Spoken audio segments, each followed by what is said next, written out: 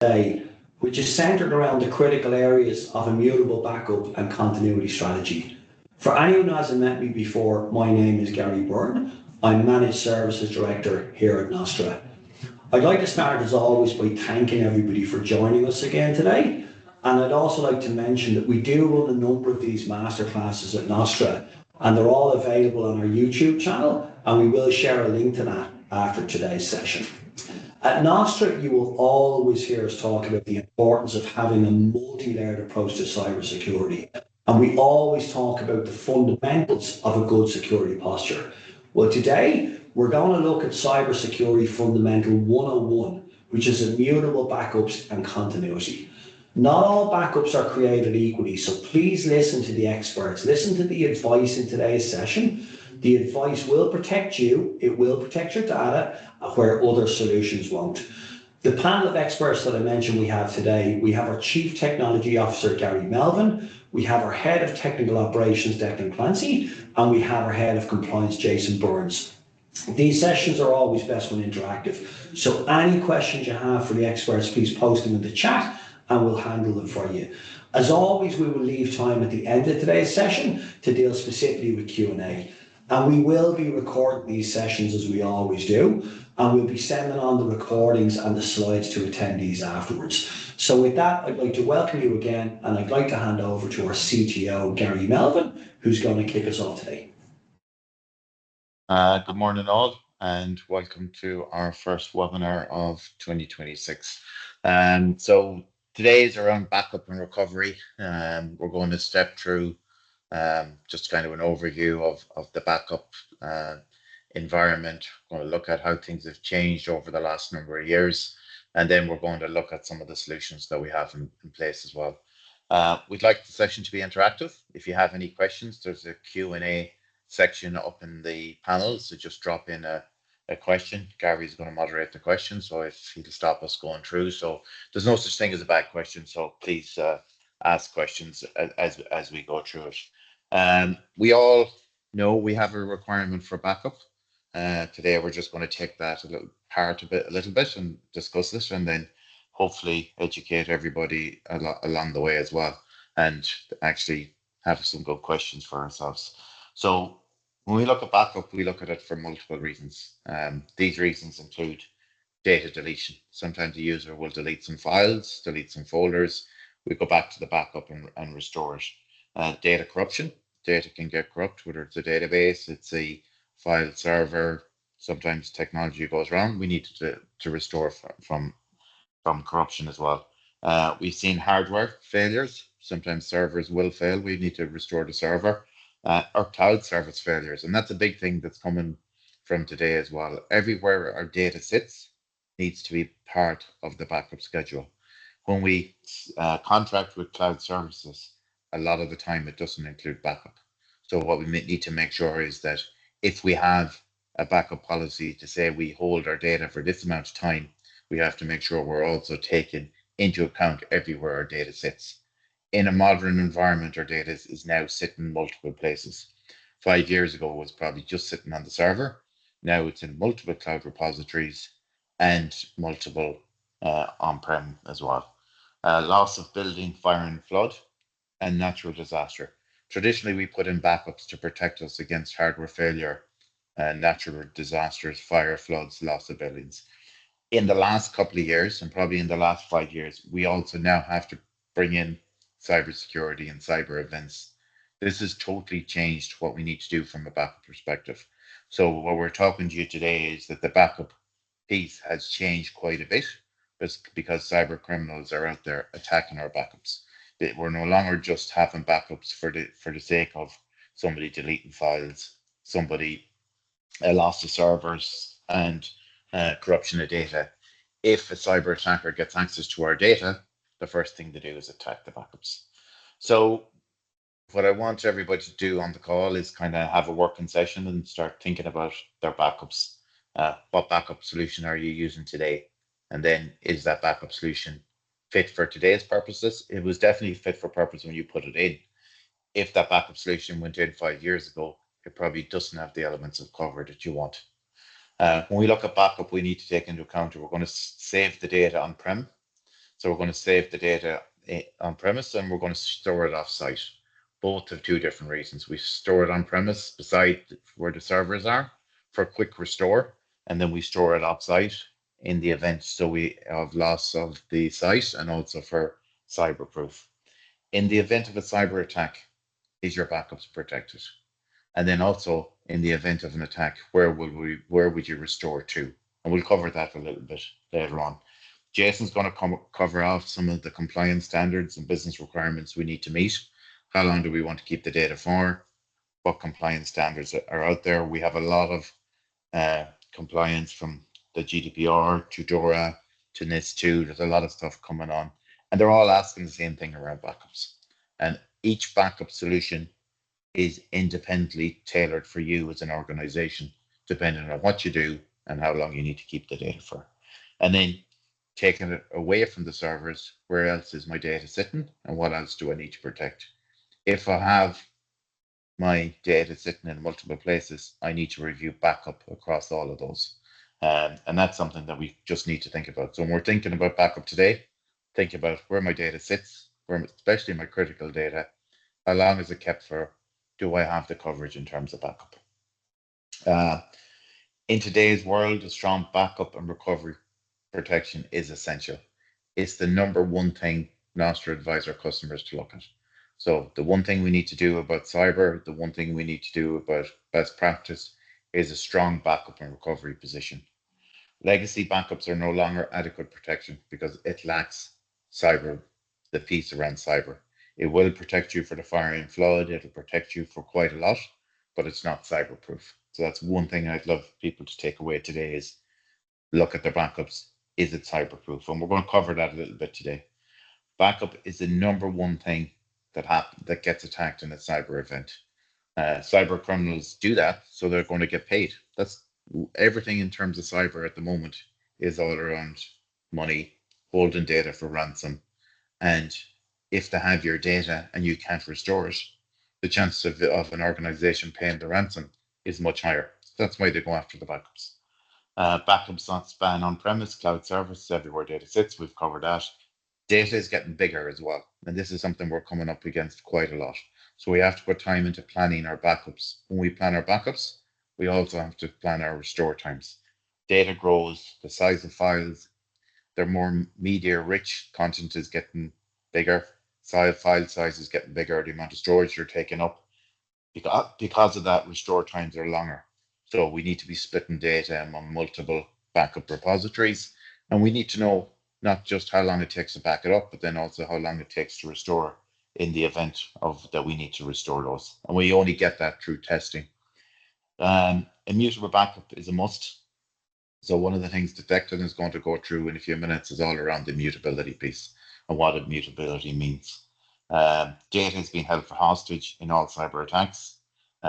Without immutability and offsite separate backups, the chances of a restore following a cyber attack is very low.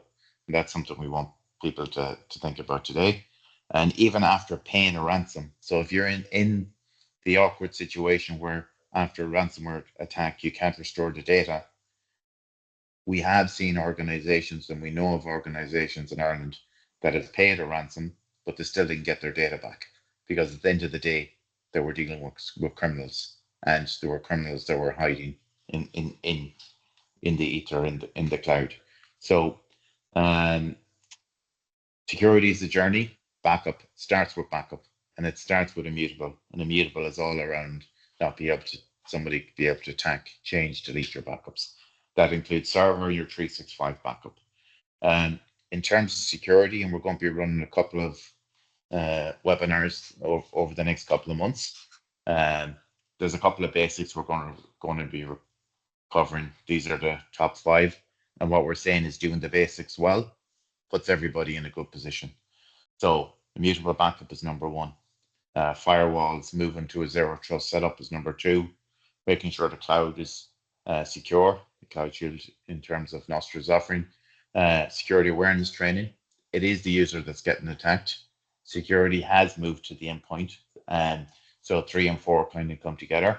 And then a proactive asset management program, making sure all the old stuff is getting replaced Probably everybody on the call has moved away from Windows 10. Server 2016 is coming soon for retirement as well. And then making sure there's visibility of the older stuff that's sitting there in the comms room. Older switches, UPSs, there's lots of stuff. So good asset management practices is needed, and that's number 5. From a security perspective, Nostra does follow the frameworks that are out there. All the frameworks backup is a big piece of it. So whether that's NIST, just this CIS controls, ISO 27001 has a whole section on backup and recovery. It's one of the mandatory pieces it has. And Cyber Essentials UK also has pieces on backup and recovery. No matter what you look at, backup and recovery is part of it. So doing that well puts you in a strong position to move on to looking at other security controls. So in terms of backup, there's some questions that we have when we work through what does a good backup look like. How often do we back up critical data? Do we do it nightly? Do we do it hourly? We can do it every 15 minutes. Organization specific, we just need to know, well, what is the options? How long do we keep that data? And this is a big one. Ideally, we're keeping data for daily, weekly, monthly, and yearly. Not all backup solutions do this. So that's something we would like everybody on and all our customers to actually check, is make sure they know how long they're keeping their data for. And I want to just jump in there for a second, if you don't mind, because for too many years we've seen this. You know, when we meet new customers and we take over new sites and they believe the backup is in place, and when we look at it, it's happening like once a day. You know what I mean? Like, so this stuff is really important. Critical services with technology, we've got the ability for continuous replication and backups like every 5, 10, 15 minutes and so on and so forth. It's really important to know how often your backup's happening and being responsible for that. Yeah, definitely. So, and what we've seen with the legacy backups is that the backup might back up to a NAS drive or something like that, and the retention on it is only a couple of weeks or even a couple of days. And what we're looking for in terms of best practice and recommended practice, and we'll cover it in the next slide, is much longer than that. So where's the data kept? We want to keep it on site for quick restores. We want it off site for protection of the event of loss of site. And then we also want it to be immutable. So we need a combination of it all. Where is all my data? Data is mobile. We need to, does my cloud service include backup? What cloud services am I using? Good asset management will have a list of cloud data repositories. In general, how long does my Office 365 keep data? That is different depending on what the licenses that you're on. And it's different depending on what service in Office 365 you're looking at. So there's a different restore time on whether you're looking at SharePoint, email, different elements. So in the event of an issue, then how long it is to restore. And this is something that we need to kind of tease out. We have seen some servers take days to restore just because of the size of them, while others are taking 15, 20 minutes. Recovery time. Gareth, sorry, just on that as well, sorry to interrupt, we actually have a question in from Jerry and it's relevant to the point you're making. So you said even in the event that your data is restored in the event of a cyber attack, what are your thoughts around hackers still having your organization's data and possibly selling this on? Do we have any recommendations on helping to prevent or minimize that risk? It's a good question, and we're actually going to cover it in a couple of slides. So we are going to cover that question, Jerry. So when we go through it in more detail in a few minutes. So yeah, it's a very valid point. So recovery time, recovery point is crucial, and we need to work through this, and we need to know this because it's not equal. And then, is my backup separate from my production environment, and is it protected from all the different types of attack that's out there? And these are good questions. These gets us thinking about our backups. It plans how we're going to look at our backup, and we need to review our backup every couple of years because things change and the threats that are out there change. So we have a backup review piece to do, and we have to change how we do. So typically what we see is nightly backups are kept for 7 days. Weekly backups are then kept for 5 weeks. Monthly backups are kept for 12 to 13 months. And yearly backups are kept for 6 years. So this gives us a really good level of coverage. Sometimes we do get requests for restoring files, folders, accounts folders, go back for audit. It is different per organization. So what we're saying is a backup policy, you need to decide how long we're going to keep our data for, where we're going to keep it, does it need to be immutable, and is all our cloud services applying to the same standard? Because I guarantee you they're not at the moment, and that's something that needs to be looked at. So this is actually moving on to some of Jerry's questions. So one of the things we do with customers is tabletop exercises. So when we do some cybersecurity incident planning, as well as doing disaster recovery testing, we kind of sit down and say, okay, what would happen if you had a phishing event, somebody compromised an end user? The most common one we would do is a ransomware attack. So what happens if a user clicks on a link, gives access to their laptop to somebody remotely, they install a backdoor, they move laterally across the network, and now have full access on the servers and everything else, which does happen. So a user comes in the morning, they report they have no access to files and strange messages on the system. The servers are encrypted at the virtualization level, so there's no access to the servers. Because we're running a backup server on-prem, a legacy backup server, that's also encrypted. There's no access to that. If backups have been in the cloud and they're not immutable, they've been deleted.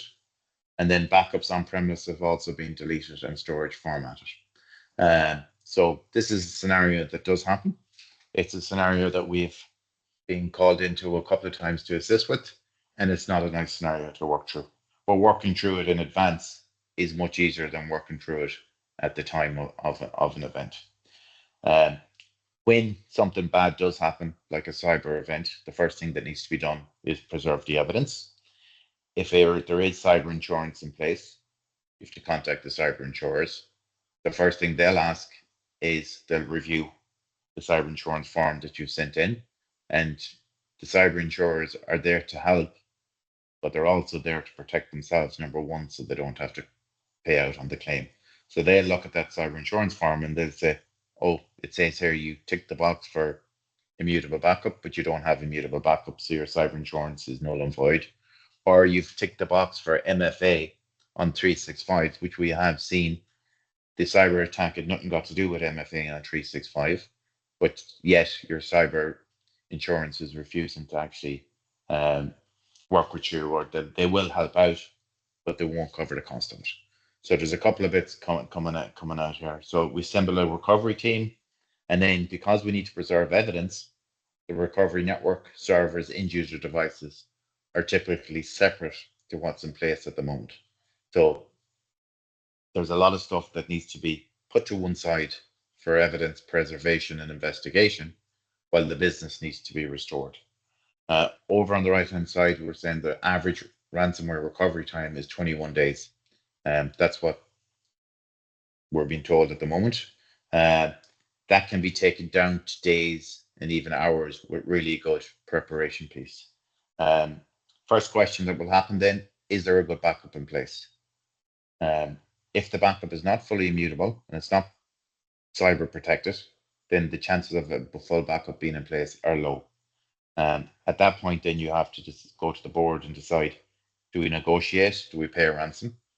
As we said earlier, even if you negotiate and pay the ransom, you may not get your data back because you are dealing with criminals. In terms of cyber incident planning, a lot of organizations have decided they're never going to pay a ransom. They're going to put themselves in the best position they can and make sure that and this is back to your question, Jerry, in terms of data exfiltration. So with the advent of better backups, cyber criminals are actually doing two things at the moment. They're encrypting all the data, but they're also taking a copy of that data and holding your data for ransom. So they're basically saying, we're going to actually, even if you can restore your data, now we're going to actually threaten to release your data on the dark web. And there is dump sites where you can go on and you can actually see what organizations have been attacked, and they'll dump your data. And then if you have sensitive data, it'll be there for anyone to take and anyone to use against you. So there's two choices, and then there's a negotiation to get them not to do that. But putting yourself in a really good position in terms of backup means that the business continues And then you're into a second phase of negotiating with them to make sure they don't dump your data. They do want to get paid, they will negotiate on it.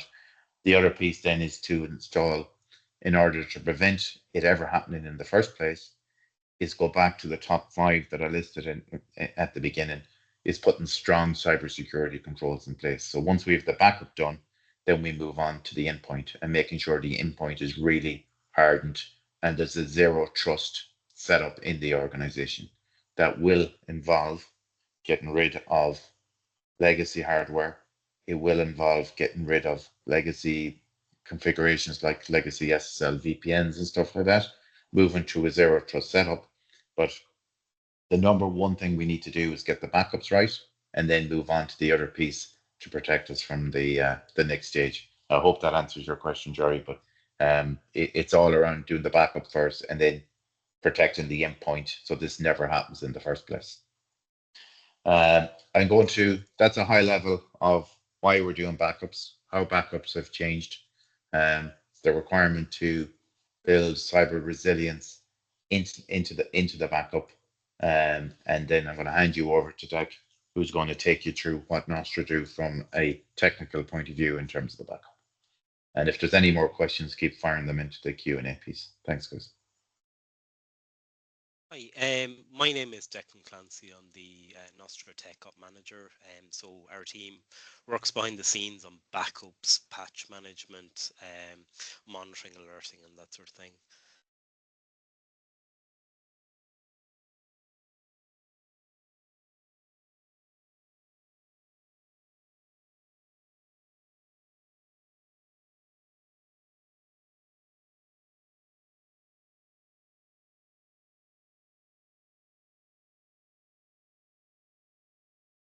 Sorry, I'm just going to re-share that out.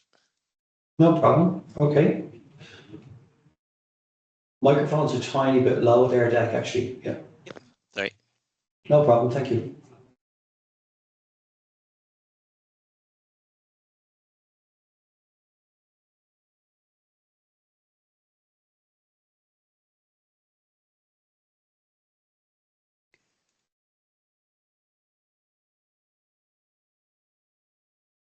Okay, so sorry, I'm going to start with what is an immutable backup.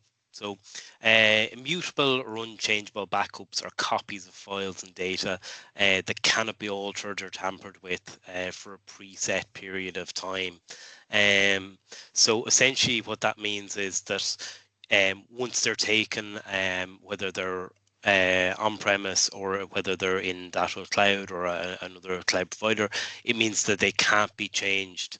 It's protection against ransomware, insider threats, so that's any malicious deletions or human error or misconfiguration. So it's written once, can't be modified, and it basically protects your data once the backup is taken. And then offsite backup is also incredibly important.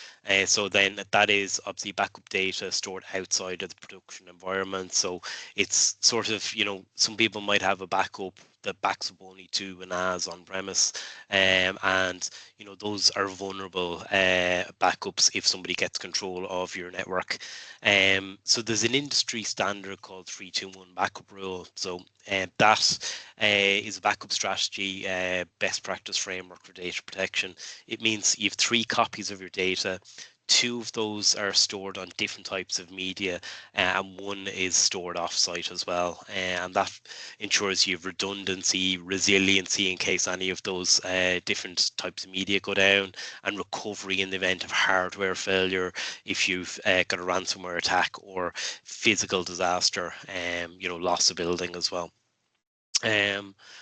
Benefits, so physical disaster recovery. So if you've lost a building or hardware, if you've it has separation from production compromises. So again, if you have a cyber attack on your local network, that offsite repository of backup is segregated from that. It covers regulatory compliance, so things like GDPR, ISO 27001, or HIPAA for healthcare.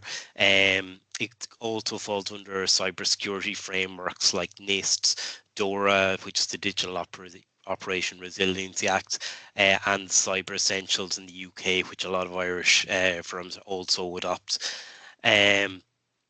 So it covers off all of that, and what you'll see is, as Gary alluded to earlier, a lot of cyber insurance now, there are sections for immutability, for offsite backup as well, so it can affect premiums as well, and your coverage.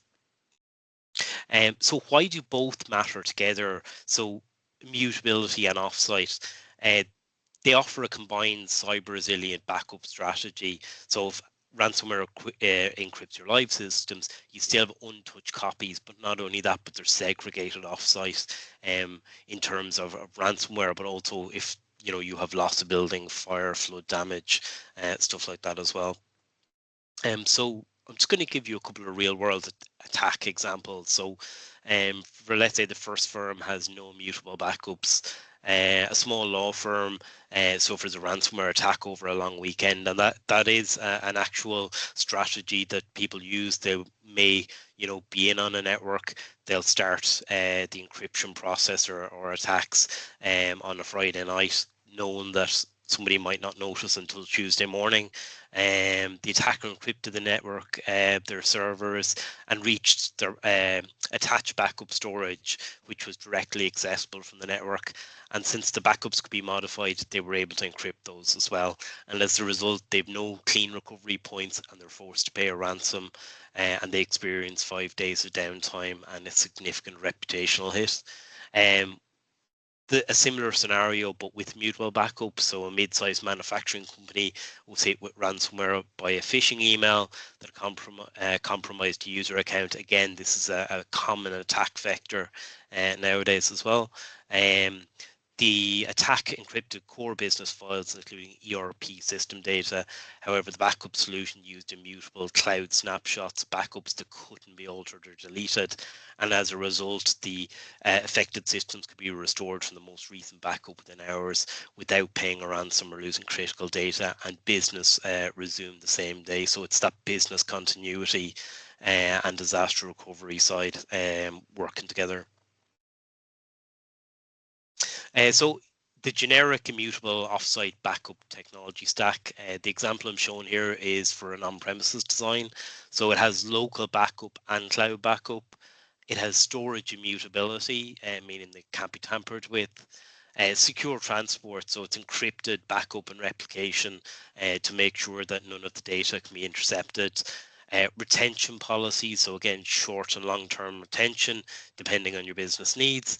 And then backup verification, so automated boot testing. Is that snapshot that's been taken actually bootable? Can you virtualize it in the event of an issue? So I'm going to introduce you some of Datto's backup solutions, which are the products that we use for immutable offsite backups. So Datto are a Kaseya company, they're a global leader in backup and disaster recovery. They're purpose-built around MSP and the businesses that we protect. What they offer, so they have 4 main different types of backups. There's Datto BDCR, which is Datto Cirrus, and that's a local and cloud backup and allows fast recovery for servers. The Datto DebDR, which is direct to cloud endpoint protection with direct to cloud backup.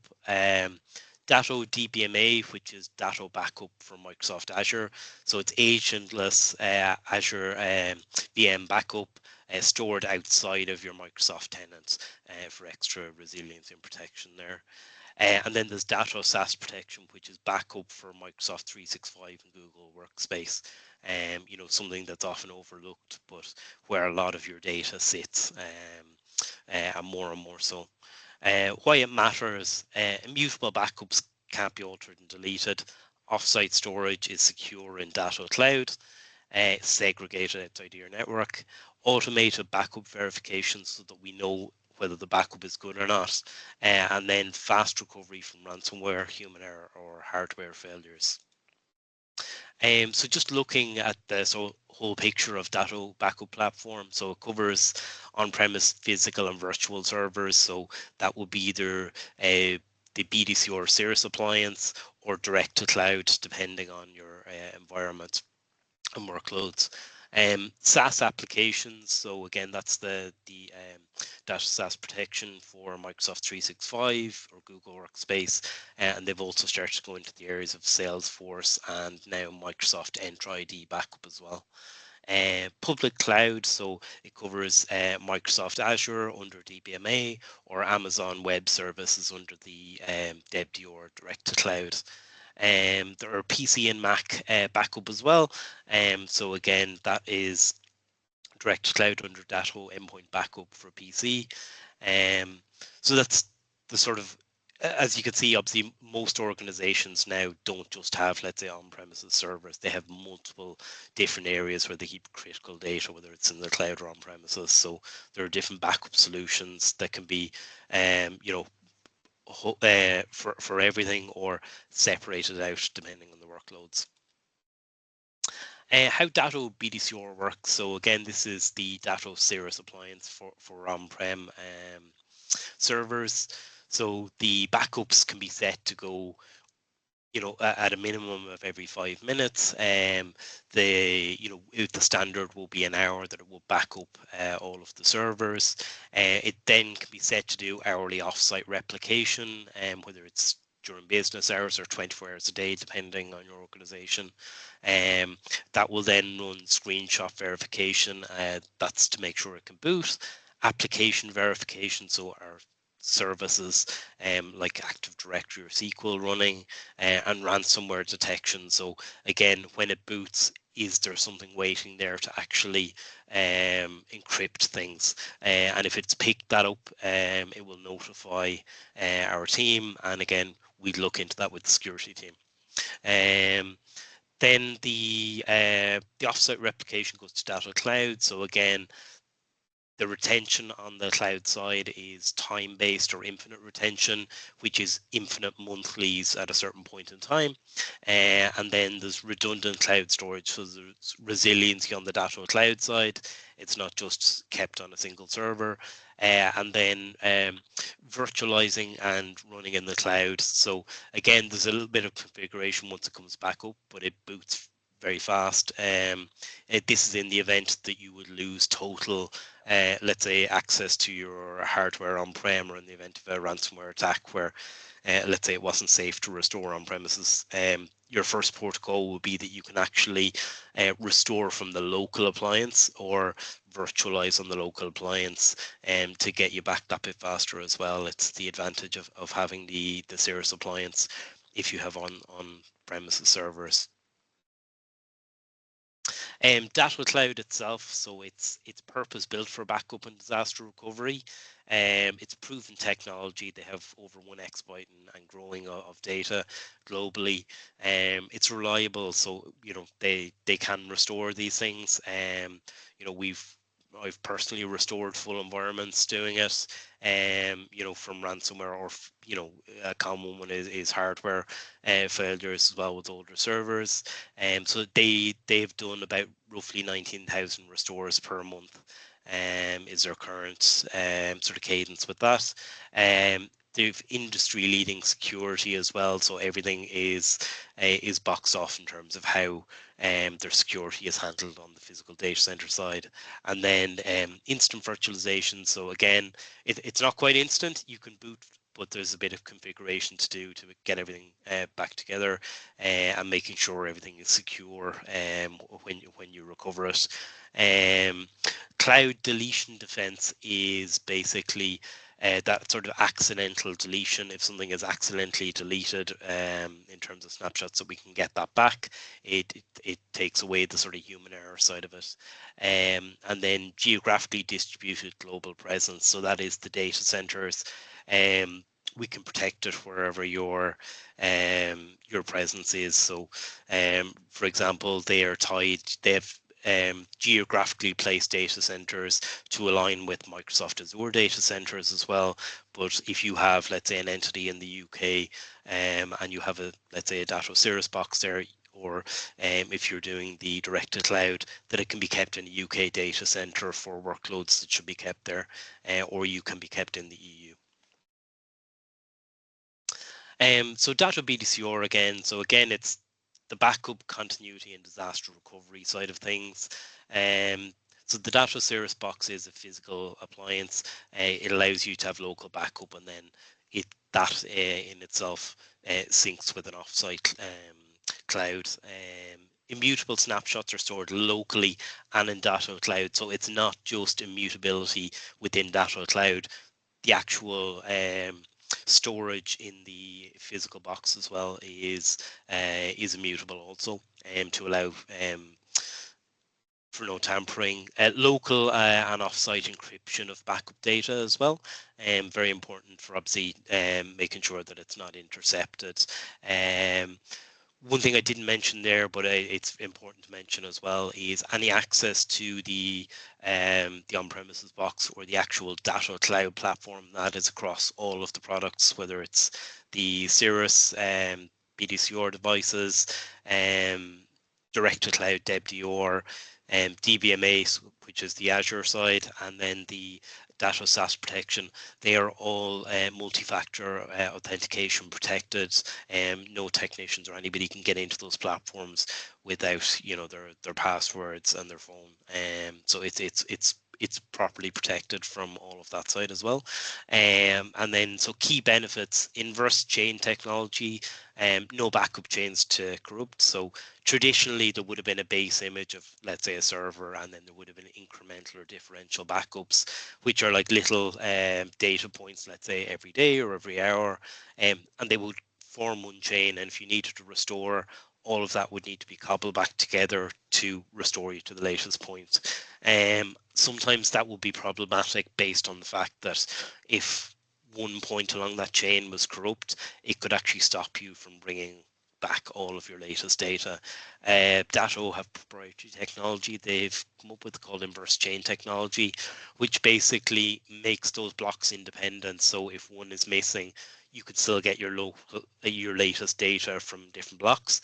So it means that you can get back up and running, you know, more seamlessly, not having that chain to worry about, but also having really fast restore of your latest points and not trying to cobble together hundreds of incrementals. There's fast recovery of local virtualization as well on the Cirrus boxes, and then offsite virtualization failover in Datto Cloud in the event of, you know, loss of hardware or loss of building as well. The Datto Devs direct to cloud endpoint backup, it's backup for servers directly to Datto Cloud, so it doesn't include a box. It's suitable for smaller environments, you know, where you've got domain controllers, smaller file servers, small app service that use web access.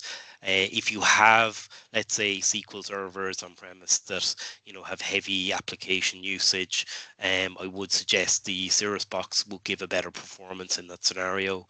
Immutability aspect, so again, snapshots are locked in the cloud. It is encrypted also, and then the DR benefit, you can restore servers files back down, but you can also virtualize the server in the cloud, so it's another BDCR product. Datto DBMA is Datto Backup for Microsoft Azure. It protects Azure Windows VMs with independent backup into Datto Cloud. Why it's critical: so again, Azure's native backups might not be enough to protect against tenant level attacks or configuration errors, and it gives you that independence outside of Azure in case there is long-term outage, or like if your tenant is unavailable for some reason. Immutability, DBMA stores independent copies outside of your Azure tenancy, so again, it protects that it can't be modified or deleted. And then DR functionality, so you can virtualize in Datto Cloud if Azure is down for an extended period, and then also when that comes back, we can restore data. It all runs across an encrypted secure API directly from Azure to DBMA, so it allows you to restore back down quite quickly. Datto SaaS protection, so again, that's cloud-to-cloud backup for Microsoft 365. It works in a similar way to the DBMA in that it's an encrypted API. that everything is protected in transit and at rest on the other side. Protects against accidental deletion, ransomware, and user errors. So automated backups up to 3 times a day. It covers email, OneDrive, SharePoint, and Teams. There's immutable cloud storage as well, means it can't be modified or destroyed. However, backups are pruned based on the retention period, and that goes for all of the different backups. Again, it won't keep every hourly backup forever, but when it gets to a certain point, it'll go to monthlies, and those will be protected indefinitely. Why it matters, so Microsoft don't protect against permanent deletion. So again, it's a shared responsibility model always with Microsoft, whether it's the Azure side or the Microsoft side, and you have to protect yourself with backups. So things like OneDrive and SharePoint, they have recycle bins. Things will only be in there for a number of weeks, maybe a month maximum. And previous versions, if you've deleted a version, that previous version is not going to be available. So again, ransomware can encrypt synced cloud files. So anywhere somebody has OneDrive synced to their machine, or OneDrive synced to SharePoint library, if that gets cryptoed on a local machine or a server, it means that it's going to propagate that to the cloud as well. And then there's fast granular recovery, minimizes business disruption. So whether it's single file or email, it can restore at that level, or it can restore whole mailboxes, whole SharePoint sites to get you back up and running. Compliance and regulatory benefits. I know Jason's going to speak more in depth around this, but off-site immutable backups help meet standards like GDPR, ISO 27001, HIPAA, and covered in cybersecurity frameworks like NIST, DORA, and Cyber Essentials as well. So just in closing on this side of it, why investing in true cyber resilience matters. The following is a quote from the central bank frameworks around operational resilience. So ransomware isn't a matter of if, it's a matter of when. Internationally, financial service firms have experienced challenges from various disruptive events, including technology failures, cyber incidents, the pandemic, and natural disasters. Firms will have established risk management processes and governance arrangements underpinned by sectoral legislation, regulatory requirements, and guidance. However, recognizing that not all potential hazards can be prevented, the central bank believes that a flexible, pragmatic, and proportionate approach to operational resilience will strengthen the industry's ability to respond and recover from such events. So, in a nutshell, what they're saying is nobody can 100% guarantee that you can secure against any attack. What you really need to make sure that you can do is that you have your data all backed up and recoverable when a scenario like this happens. Declan, thanks a million for that. Yep. I'm going to hold on to you and ask you for a second. So, yeah, of course. We mentioned at the top of the masterclass how important it is around knowing, how often you're backing up and what that looks like. You and your team produce backup schematic documents. So it's not just about managing our customers' backups. Yes. It's about documenting what's being backed up, where it's being backed up to, how you would recover, how you would test, the frequency of backup. And you've gone through all the different products there, whether you're backing up Microsoft 365, whether you're backing up Azure, whether you're backing up on-prem servers. Will you just talk to us about the importance of having that stuff documented? Because it feeds into what Jason's going to talk about next, which is about policies and compliance and stuff. Can you tell us a little bit about that from yourselves? Yeah, absolutely. So it's not just that we look after backups, we scope it out, design it from the beginning for things like this, depending on how it matters to the customer, what their critical data is. The more critical it is, the more often it needs to be backed up. When we put in a solution like one of these, we produce a backup schema, and that will show the customer all of the workloads that we are protecting, where it's kept, whether it's on-premise and in the cloud, or whether it's just directly in the cloud, how often that happens, how often it's backed up, and how long those copies are kept for as well, so that they know exactly what they're covered for, how, when, and all of the workloads that are covered. And again, we produce those schemas quite regularly as well. And if there's any environment changes, that all feeds into it as well. If there's new servers been added, servers removed, we can archive off old servers, let's say in Datto Cloud, which means that we can still get data back from them, even though you might have moved to a new solution for an application or something like that. Thanks, Dec. Thanks so much for that. Jason, sir, I think over to yourself. Very good. Declan, I've just requested control there. Yep. Thank you very much. So moving on to the regulatory or compliance side of our industry, we have certainly become much more regulated now, or much more frameworks are putting in place.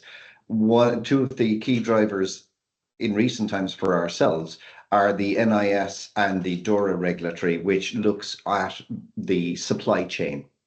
So all of a sudden, what was required in certain highly regulated industries is now regulated down along the supply chain. So we as suppliers to highly regulated areas now must meet the same or better controls that they have in place. So NIS2, DORA, GDPR, ISO 27001, and Central Bank of Ireland, and contractual obligations, they're really all coalescing to look for a very robust backup and protection around the data to make sure it can't be modified, that it maintains the integrity of the data, that it maintains the availability of the data.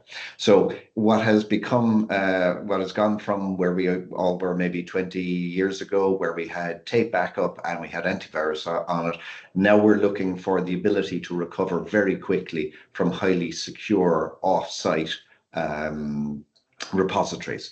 And if we don't adhere to that, well then, under our contractual obligations, we may suffer penalties from our customers, or we may suffer penalties with respect to the actual regulations or otherwise that we may come in under. So NIS2, when that comes into effect with ourselves, if you're an essential industry, you're looking at the penalty there of 2% or 10 million. And similarly under GDPR, which has been around now for quite some time, we have the 4% turnover or 20 million. So what do they drive? So in essence, we must make sure there's appropriate oversight in place. We must make sure there's appropriate policies in place. We must make sure we test, and we must make sure that what we recover is correct, and then any learnings then are implemented, and then they in themselves are tested. In reality, it's looking for best practices and making sure that we follow the best practices, and that where something is either appropriate or proportional, that we put it in place. So let's take a quick look at some of the some of what that will drive. So as I was saying, the data integrity and therefore immutability. So it's a core compliance requirement. So our immutable backups will help prevent tampering, deletion, or corruption of the critical data. DORA and ISO highlight the need for having the secure, the segregated element of it. So making sure we have it off-site. And then the immutable storage, because of its very nature, helps support the forensic investigation requirement, that if we have that immutability spread out across the areas where we maintain our logs and auditing, well then that allows us to review the system after an event, and it gives us the evidence that we can help to recover better and prevent a further infection or effect on our system. Looking at the next element under compliance, we're looking at auditability and accountability. So we're looking at the oversight and the governance of what we do. So we need to make sure that there is a system in place in our businesses to ensure that that's happening, whether it's a single person whose responsibility is identified at least annually and trained and appropriately provisioned, or whether it's a compliance or governance committee that meets regularly to review all areas of the business. Either way, we need to have the audit capability, and we need to have the accountability in there. So NIS2 and CBI guidance really emphasize that responsibility is now at board level. So it's not the responsibility of the IT engineer or perhaps the IT manager themselves. It's actually the board level is where the accountability and potentially the legal ramifications may actually impact. Moving quickly along, we have our incident response and regulatory reporting. So if we have one of the regulatory provisions applying to ourselves, well, then we must make sure we meet those timelines. So, for example, you could have a 24-hour, first day reporting. You could have updates within a certain number of days, and then you could be expected to have a final report within a certain period of time, depending on which regulation is in place. So as Dec identified earlier, if you have an immutable backup and a suitable high-speed appliance or data connection with your ISP, it allows you to recover very quickly and adhere to the requirements of that regulation or framework or otherwise. So what it does is it helps reduce the downtime and make sure that the availability and continuity is there for you. And one of the key items for any business in Ireland is GDPR, and GDPR looks at availability. So is the data available? So if you can get that recovered quickly, even if you have to do a report back to the Data Protection Commissioner, if you can show you mitigated it very quickly and you had the appropriate governance in place around it, and you had your other policies in place as well, you may just get, listen, thanks very much, great of you to report it appropriately, quickly, and we're happy with what you have in place. So when you look at governance, where will that help you? Well, look, if you have a contact with the Data Protection Commissioner, trust me, it's a great help in that respect. Now, finally, what are we really driving for our businesses at a practical level? We're looking at operational resilience and business continuity.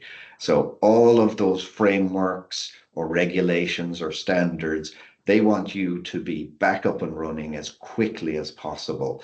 And like insurance, when you come to need your backup or your insurance, you want to have had the best insurance you possibly could have, or the best backups you possibly could have, in order to mitigate the impact on your business. So when you're looking at that, you take a step back and you say, okay, well, we must identify what are our critical services, map any dependencies that might be required in there, test those recovery scenarios. Can we get the data back quickly enough? If we can't, do we need to upgrade our backup systems, move forward, perhaps even move sideways? If we're reliant on on-premise devices, maybe we move to a cloud-based system with offsite within another cloud environment. So, but those cloud environments could have much faster connectivity than you or I would have in our business, and so the recovery period is much quicker. So with all of that, mutable backups underpin that whole element of it's available, it's on a best practice environment, and we're recovered as quickly as we possibly can. So that's really what governance, regulations, etc., really are attempting to drive. Let's get the businesses and the economy, when we're talking about NIS2 and DORA, that's the level they're looking at. They're looking to make sure the economy can recover as quickly as possible. So look, I'd like to thank you for your time today and joining us here. I'll move on to the final slides now and look for any questions for ourselves that may come from the floor. Fantastic. Jason, thanks so much for that, and Gary and Declan as well. As the guys have said, please, any questions, just throw them into the chat or throw them to the Q&A, and we'll deal with them on your behalf.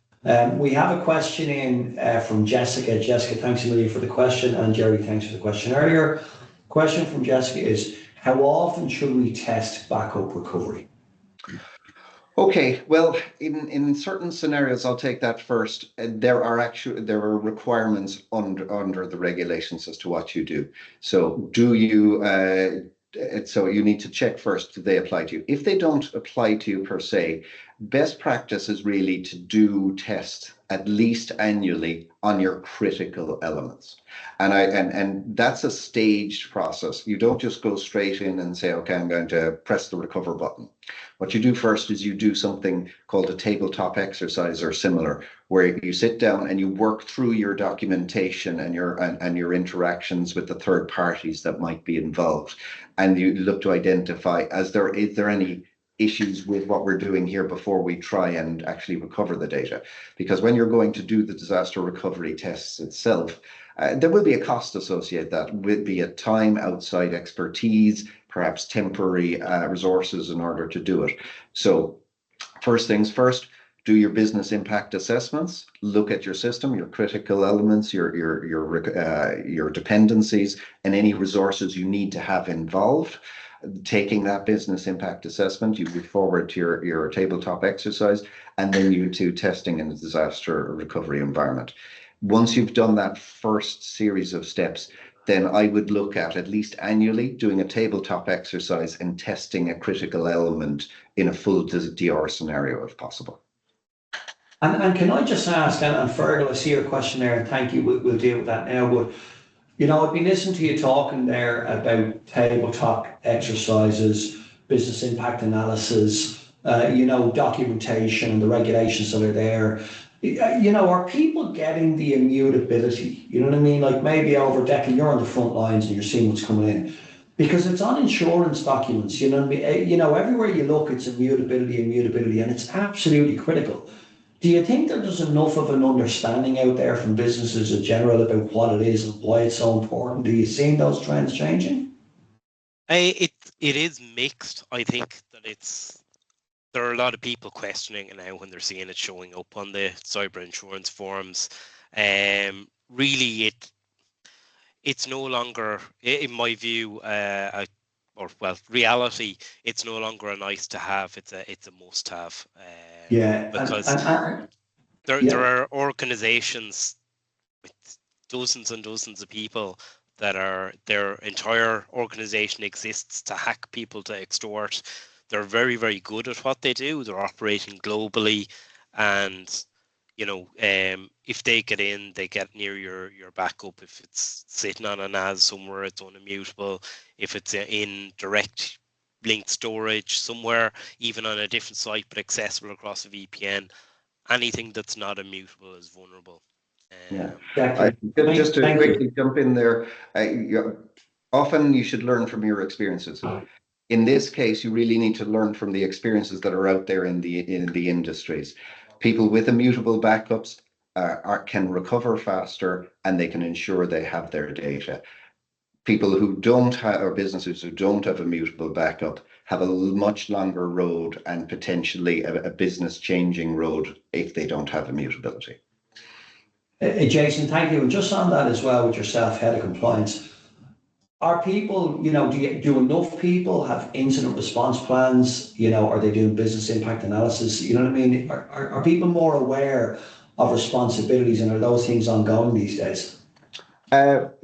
After a discussion, yes, they are now aware of how useful that is. It is something that is coming in as part of the regulations, but from us in the IT industry, we know that when something goes wrong, a checklist, a set of instructions, a playbook, as they're called, or a response plan, you know, it streamlines the actions. It gets you to the end result you want to get to as quickly as possible without any inadvertent deviations or missing steps along the way. So certainly once you've done your business impact assessment, you've identified what you need to work at, those playbooks will be essential on the day when something happens. And as Dec and Gary would both say, unfortunately, it's now not a case of if, but when across most businesses. Jason, thank you. A couple of questions in there. So from Fergal, thanks for the question. It was mentioned that Datto can back up Salesforce. What other SaaS CRMs can Datto back up? I'll throw that over to whoever wants to take that one. At the moment, I believe it's just Salesforce.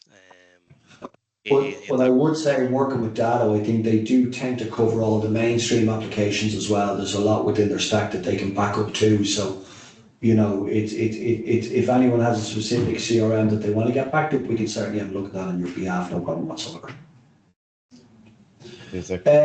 Question from Jim McGuire. Can Datto be used with existing Synology hardware, or does it require its own hardware?